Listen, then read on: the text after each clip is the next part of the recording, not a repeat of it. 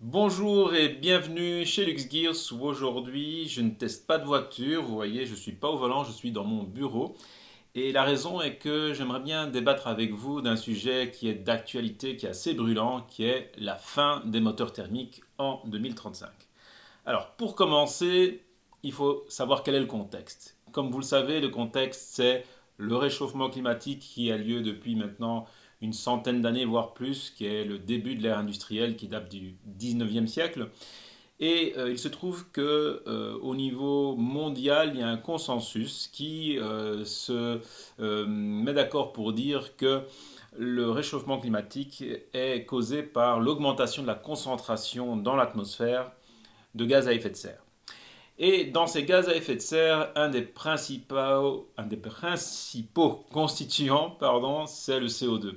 Et comme vous le savez, le CO2, eh bien, il est émis par les moteurs à combustion interne lorsqu'on brûle de l'essence, du diesel, du gaz avec de l'oxygène, eh bien, on génère du CO2, mais aussi des polluants tels que les HC, les NOx ou les particules.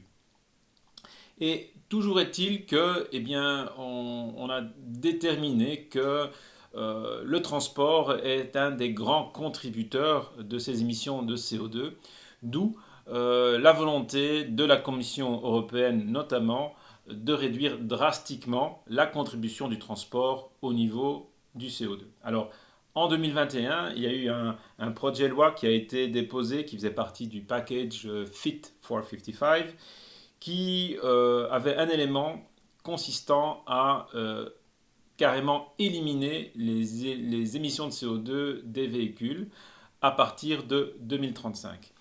Et dans ce projet de loi, ce qui est écrit, c'est qu'il ne doit plus y avoir d'émissions de CO2 au niveau des échappements des véhicules, alors qu'on se veut neutre technologiquement. Bon, appelons un chat un chat.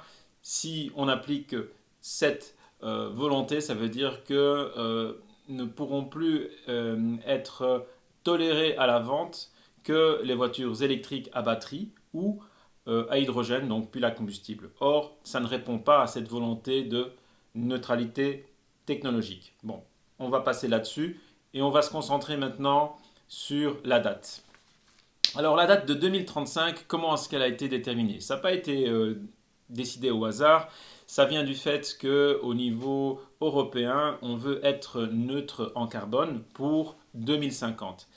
Et lorsqu'on considère le renouvellement du parc automobile, eh bien, on sait très bien que suivant les différentes générations de voitures, lorsqu'on renouvelle une voiture, eh bien, ça veut dire qu'il faut 2 à 3 générations de voitures pour complètement renouveler le parc. Donc le parc automobile en Europe, il est environ de 240 millions et des poussières de véhicules.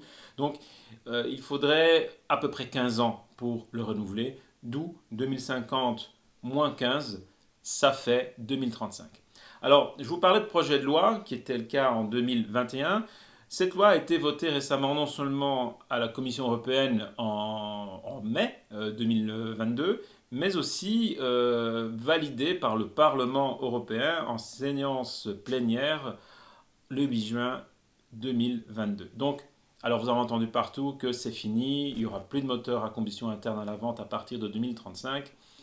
Oui, c'est ce qui est écrit sur le papier, mais ce n'est pas encore validé, ratifié par les différents États membres. Pourquoi?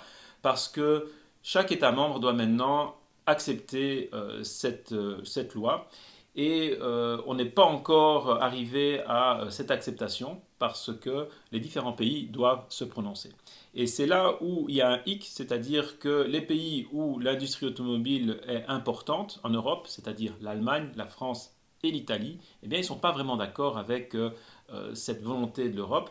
Eux, ils sont tout à fait dans la logique de réduire les émissions de CO2, voire de les supprimer, mais ils veulent que ça reste neutre technologiquement, d'une part, et d'autre part, ils veulent aussi que ça se passe sur une durée beaucoup plus, on va dire, étalée, que ce ne soit pas aussi drastique, aussi radical que dans 12-13 ans, on ne pourra plus vendre de voitures à moteur à combustion interne. Alors, pourquoi? Eh bien, tout simplement pour 2 raisons, principalement une raison économique industrielle, c'est-à-dire qu'on a des outils qui ont été mis en place et qu'il va falloir amortir et terminer, faire un phase out, comme on dit en anglais, pour amener les nouveaux outils électriques.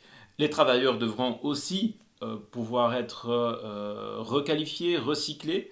Donc ça fait vraiment un impact industriel, social, économique important.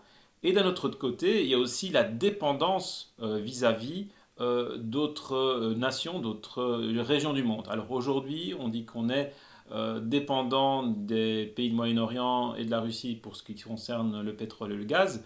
Mais le passage au 100% électrique, ça voudrait dire qu'on serait dépendant des pays d'Asie tels que la Chine pour la production des batteries, puisqu'il faut savoir qu'aujourd'hui, 85% des batteries de voitures électriques viennent de ces coins-là du monde.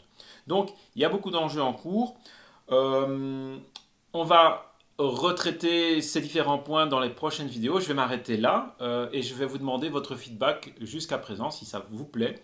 Et sur ce, n'oubliez pas le petit like si c'est le cas, l'abonnement si ce n'est pas encore fait, et bien entendu aussi les commentaires que j'attends avec beaucoup d'impatience. Sur ce, je vous dis à la prochaine. Bonne soirée. Ciao, ciao.